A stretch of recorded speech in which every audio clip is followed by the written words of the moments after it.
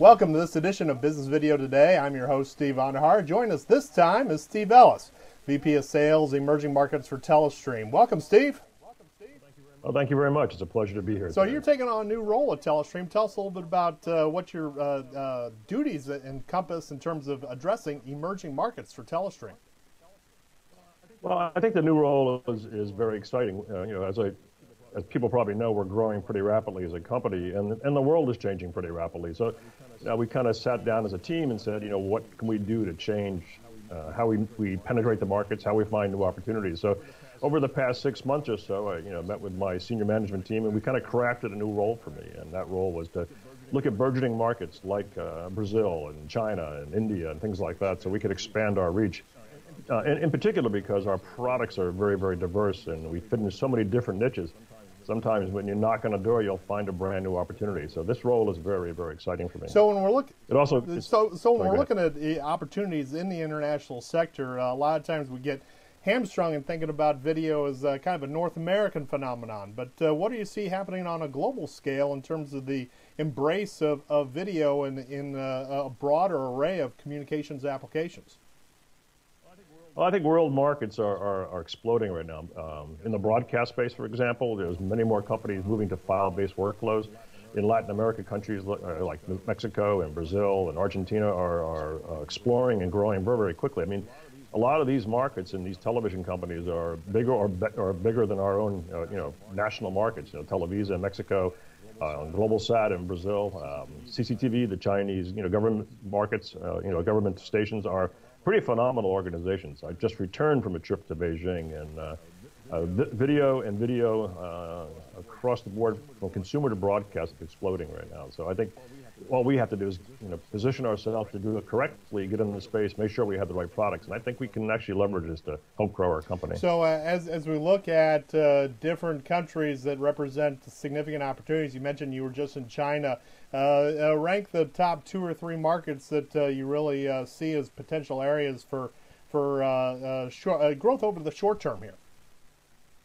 I would say in the short term would definitely be China. I think they're moving very, very quickly. They're building infrastructure. The economy is growing very quickly. Consumers, prosumers, professionals, there's more video happening across all sectors of that marketplace, not just in the corporate space, but in the personal space. It's not unusual to walk into an environment and see, I just was at a trade show and see people walking around with iPhones or iPads, and the use of video on a personal level is growing. And I think to get that communication out to people, you have to do it at a professional level, whether you're a business or a TV studio or a corporation, whether you're Apple or Microsoft, everybody's communicating via web, via internet right now. So very exciting times.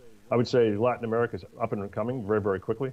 I think, especially with the Olympics and the World Cup coming to Brazil, I think that's very exciting. We're working on several really interesting products, not just in the broadcast space, but in the professional, I'll call it the industrial space. People are using videos to monitor activities, to check safety. I mean, it's becoming so prolific across all sectors of business. It's almost hard to fathom where you can go next, and I think that's what's exciting about my new role is I get a chance to try to do that. So when we look at opportunities in the corporate side, is it more kind of that security and monitoring type of approach, or is there enough bandwidth within some of these companies in emerging markets to actually use business video like we think about it here in the States in terms of the ego casts and the ability to make executive presentations and employee training a central part of the business communications experience? Is that possible in emerging markets, or is it more of a security and monitoring type of issue there?